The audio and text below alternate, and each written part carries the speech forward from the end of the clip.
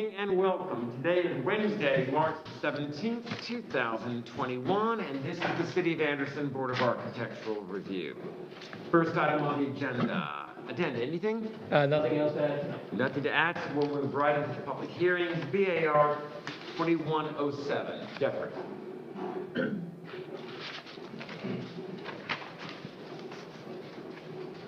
The applicant is requesting approval for a new fence at 2100 Edgewood Avenue, the property is a single-family residence in the North Anderson Historic District. You should be familiar with this property. It's come before us a few times for a major renovation that they did to the house.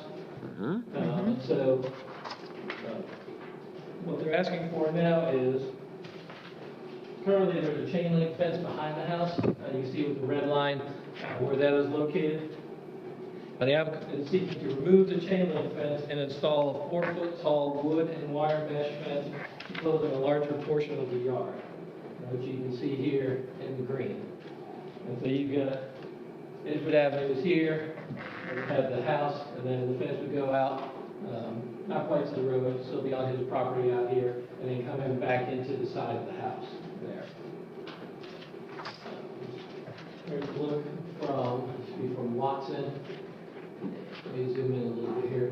You can see you've got the wire in between, you've got the wood structure, it's got a white top rail. The rest of the wood fence would be staying the dark wood color. So the white top rail, dark wood stain with the wire in between. This would be a view from the corner, what that would look like. And then more of a straight on view from Edgewood Avenue. Of course, this is the chain link fence that's there currently. In reviewing this application, the board should focus on the standards set forth in Chapter 5 for site design. The section regarding fences and site walls applies here.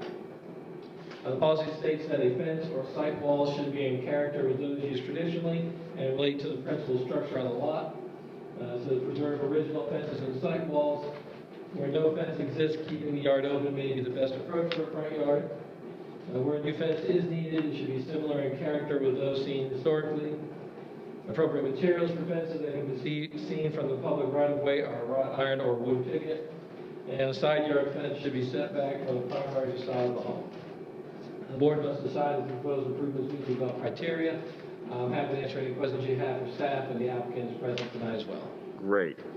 Well, clearly an improvement from chain link fence, which we're looking to try to eliminate in the historic district. You can't hear me, okay. Clearly an improvement from chain link fence, which we're looking to eliminate in historic districts whenever possible. Positioning seems to be correct as far as setback, and understandable that more fencing because it's side yard. I don't know that we've seen this configuration. Is this box wire in between, or what is the wire? Sure. It is a 2-inch by 4-inch welded wire mesh. Yes, keep it in like 2 large shelves. Now, that's similar to box wire. I'm unfamiliar with box wire. Okay, that's fine. Box wire. I'm sorry? No. Okay. All right, so folks, thoughts, comments, concerns? Well, in the guidelines, it mentions something similar to what would have been there historically, which would be a picket fence or wrought iron. I know there is one similar to this on a house on North Avenue, but that was before it was a historic district, and it would, I do not believe, would have ever been approved if they had come before us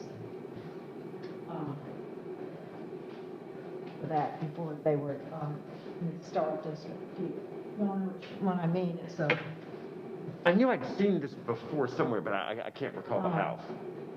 It's a green house, and it's, you know, the Lindley house. Yes. The old Lindley house. It's across a side street. Oh, yeah, the one. They're next door, but there's a street Yeah, between them. I know what you're talking about. And I believe it's the same kind of fence. And then it's in the front yard, because they cut it down very recently. And then in the back, they have a 6-foot, I think, for privacy, that does not have the wire mesh. It has, it's boards. Like a stockade type fence? Stockade. I mean, I like the openness of this, particularly being on the location it is. It sort of keeps the sightways open and makes it seem spacious. And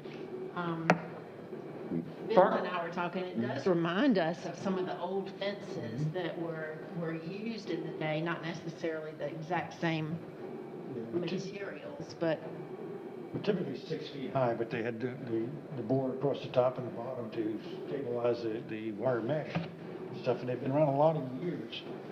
I know in Key West, there's a few of those style fences down there. Was it not to keep livestock? No, much like are down there, but that was a common thing to use. I mean, not cows, but animals, chickens and. chickens. Chicken wire. Most of the old ones were 4x6 wire mesh. What's the distance between the posts here? Did I miss that somewhere? It will be 8 feet.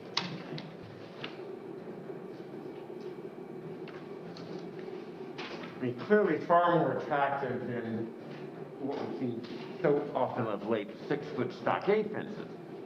But it is different. Has not come before us before, and try to get it squared up with our guidelines is what we're going through now. Jill, thoughts?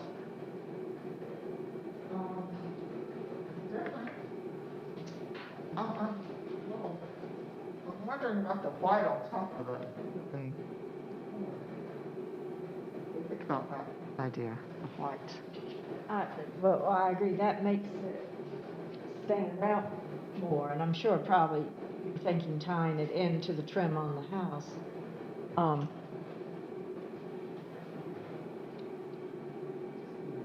It's not there.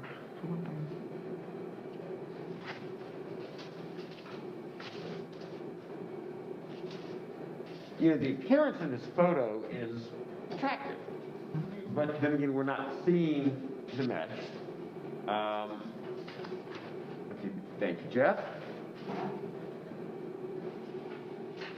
And what color is this mesh? black.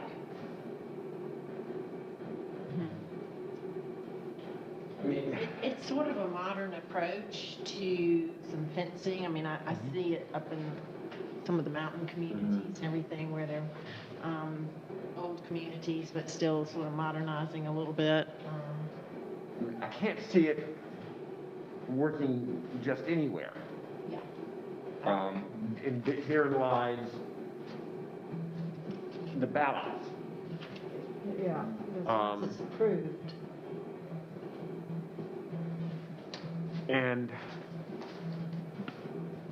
being a corner lot, it's visible all over. It's not just the back or side yards.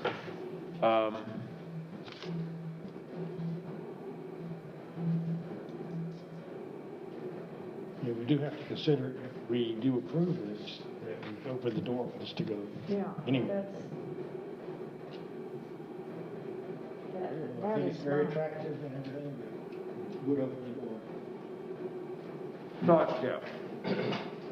So I look at it 2 ways. One would be our standard zoning for fences. This would certainly fit within everything we have. It's open, it's low, it's not blocking visibility, it's located appropriately.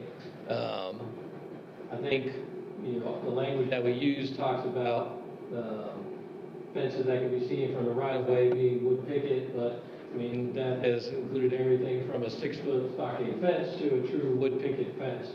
I think it's wood construction. I don't think that, my impression is that the wire mesh is not going to be very visible because they're 4x6 openings.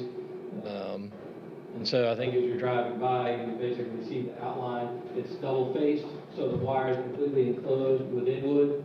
I guess, What if there were I think more it's at least pickets? the equivalent of things we've approved in the past. That might detract from it if you put more posts in it. Yeah, if you added another post instead of making it an 8-foot section, like a 4-foot section where it looks more like a picket type fence.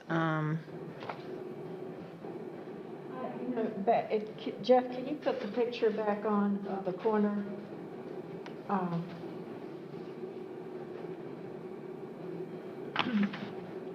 If you can, yeah, right, there, that's good.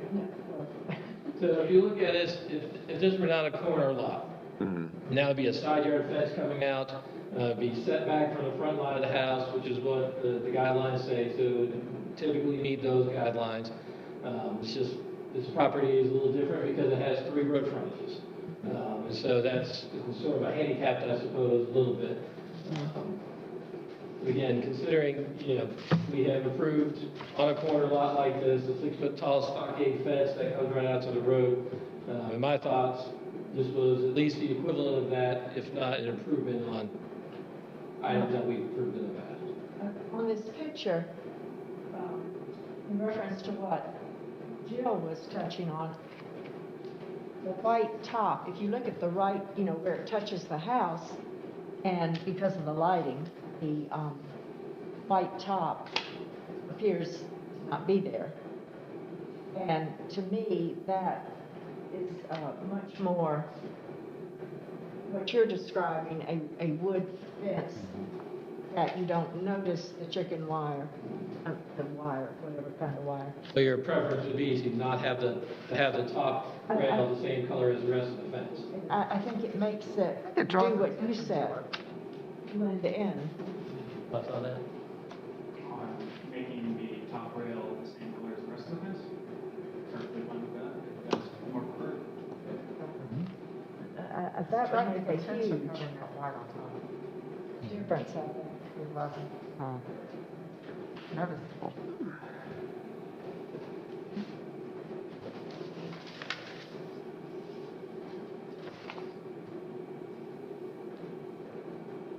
Seems we all agree that it's attractive and everything, but it is something different from our guidelines.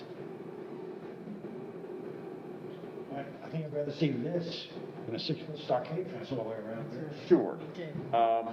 I like the fact that you can see the rules. Yes.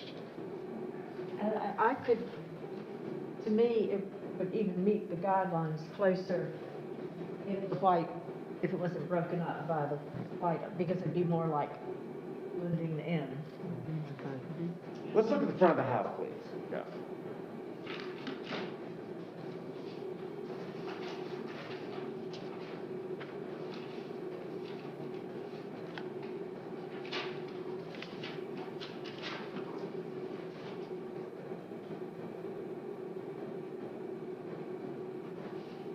What I'm seeing here is an updated bungalow.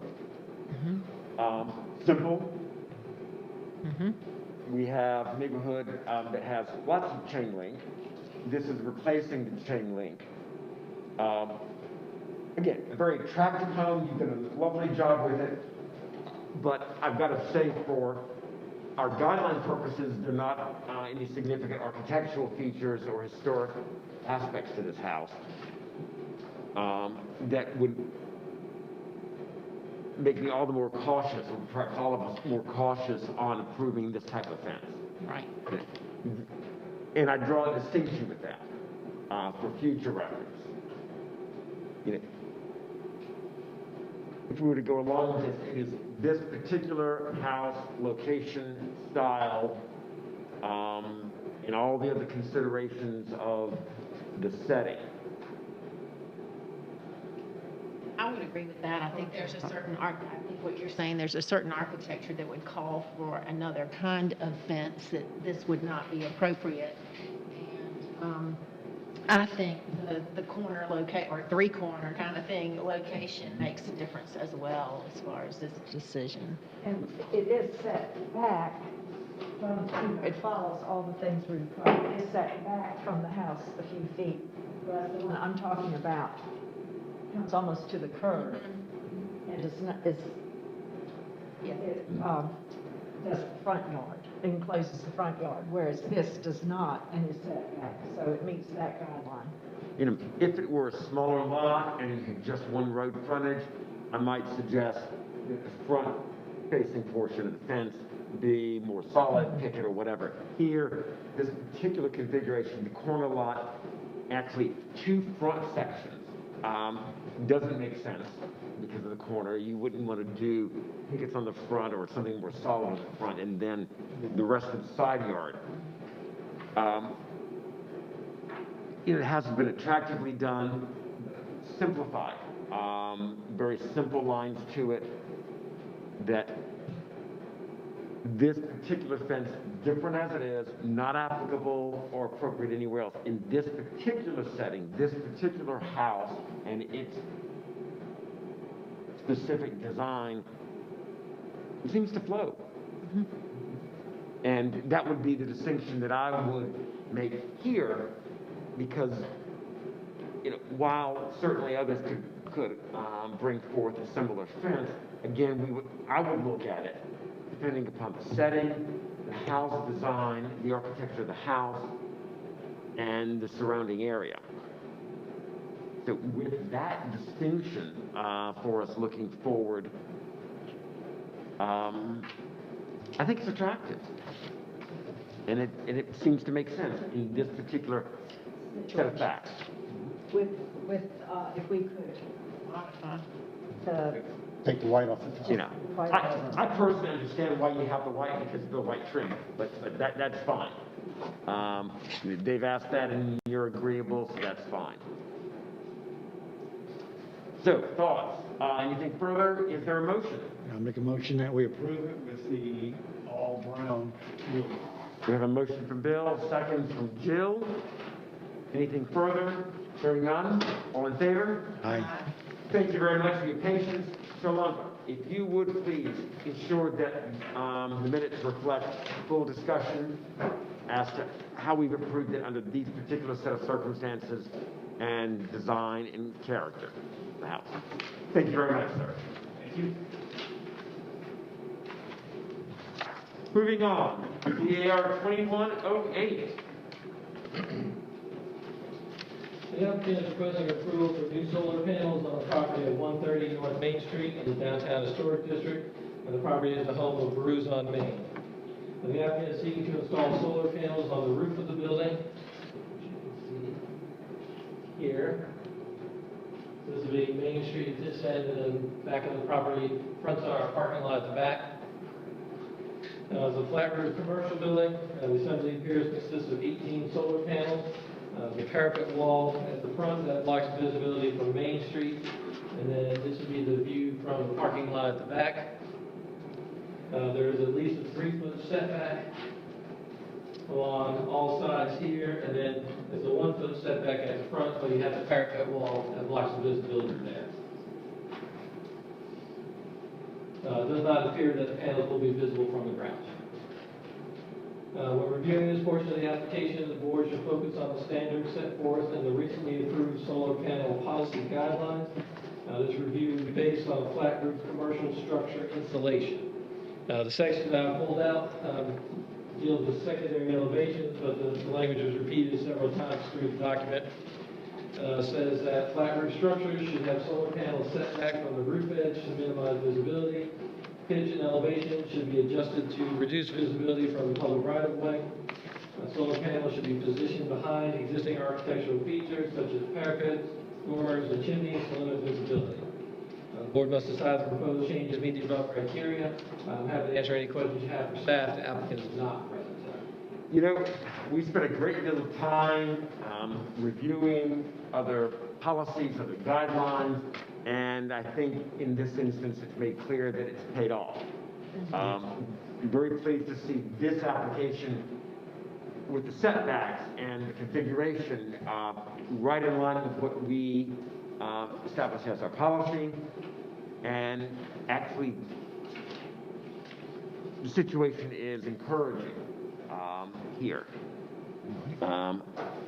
This downtown building and its design and setbacks is ideal for the stage for it. Thoughts, concerns, comments? These are all the guidelines we put. That's it?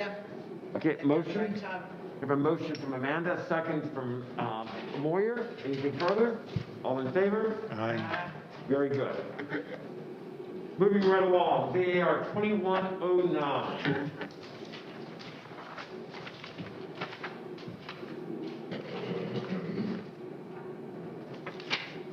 The applicant is requesting approval for a new freestanding sign at 515 North McDuffie Street in the downtown historic district. The property is the home of Loving Hands Home Care Services. This is the sign here, which has been installed already. So you can see what it looks like on the site.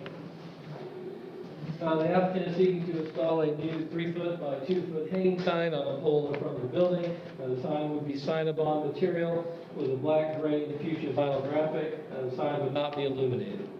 You can see what it looks like there already. The fuchsia is just a very little tiny piece right there. So when reviewing this application, the board should focus on the standards set forth in Chapter 8 of the Downtown Design Guidelines, which are design guidelines for signs. Following sections apply to this request. The policy states to design a sign to be in balance with the overall character of the property. Appropriate signs include proposed freestanding or pole-mounted sign, and the sign should be in character with those seen historically. The board must decide if the proposed improvements meet the above criteria. If approval is granted, the applicant must complete the sign permit process through the City of Anderson Planning and Building Department. Have an answer any questions you have for staff, and the applicant is present tonight as well. Very good. Composite hanging sign, was attractive. Only concern is that it was done prior to approval of this board and obviously prior to the approval of the zoning board for signs. But with that, any concerns? Motion to approve? Motion from Moyer, second from Bill. Anything further? Hearing none, all in favor? Aye. Very good.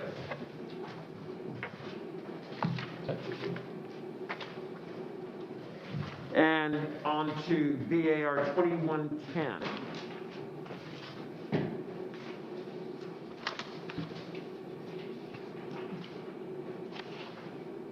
The sign is not there, just in there. Thank you. Picture that they presented to us, so. Excellent. The applicant is requesting approval for new signage at 109 Sharp Street in the downtown historic district. The property is a home of Lunchbox Creative. The applicant is seeking to install 2 new signs on the building. The first sign is a double hanging sign that you see here. It's 2 businesses, so you have 2 different sign panels.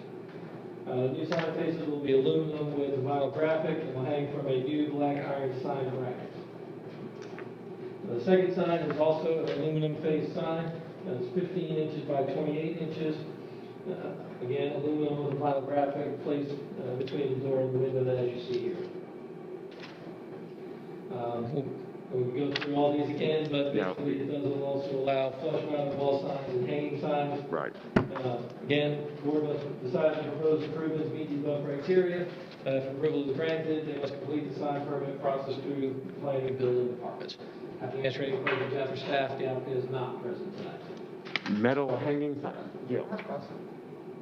Why do you need both of those signs? They're so close together. It doesn't look like. One would be, I guess you think, one for traffic visibility coming up and down the road, and one more for pedestrian visibility. Try to get some visibility from down at the corner, essentially.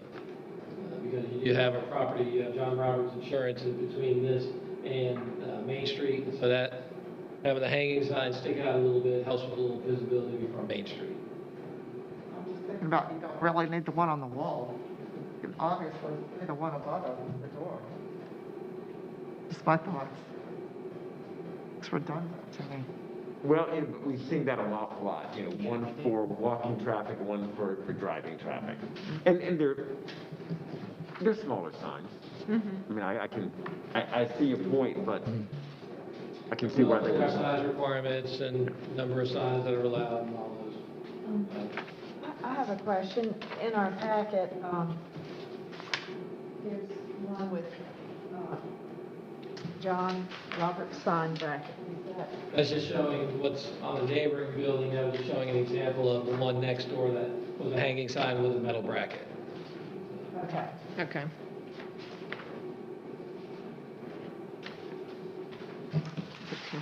With that, anything further? Oh, okay. Thank you. Motion? Motion to approve. Motion from Bill to approve, second from Moyer. Anything further? All in favor? Aye. Very good. And finally tonight, BAR 2111.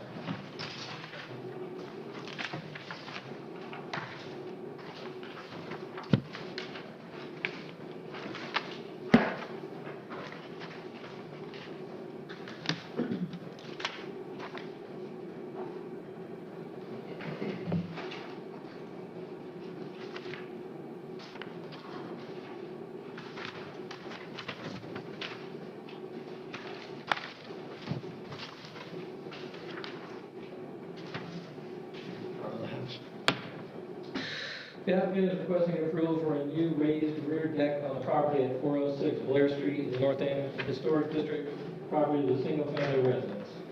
The applicant is seeking to add a new deck on the back of the house. So if you're looking at it from, again, it's a double frontage lot, to the front of the house faces Blair Street, the deck will be going on the back of the house facing Glenwood. The area that she's looking at would be what I would call the right rear corner of the house, as you see it there. So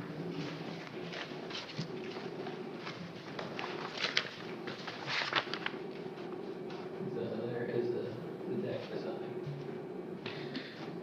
The deck will be constructed with composite decking. Decking will be gray to match the house color. You'll also see a railing here, and so the railings and spindles would also be in the same composite material, also the same gray color as the decking material for the rest of it. Actually, we're looking at spindles that might be metal and black. I don't know if you can do spindles. I'm sorry, metal spin? She's up there looking at metals, black metal spindles now. Okay. Still composite gray top rail, and then the metal spindles of that black metal spindles. Gotcha. Which as we talked before, on actually the mayor's house a couple doors down, we talked about appropriate materials for the spindles being metal, wood, composite materials. Correct. When reviewing this application, the board should focus on the standards set forth in Chapter 3, which are for rehabilitation of restored resources. The following sections apply to this request. The policy states to preserve a porch in its original condition and form, repair a deteriorated porch instead of removing or replacing it, and replace the existing porch with one that appears similar to that seen historically. Again, the board must decide if the proposed changes meet the above criteria. Happy to answer any questions you have for staff, and the applicant is present tonight as well. And the handrails for the stairs will be the same as the railing on the deck? Yes. Comment, concerns, questions? It's good. Very attractive. All right, a motion from Jill, second from Amanda. Anything further? Hearing none, all in favor? Aye. Very good, thank you very much. That concludes the public hearing portion. You've had an opportunity to review the minutes from last month's meeting. Any comments or corrections?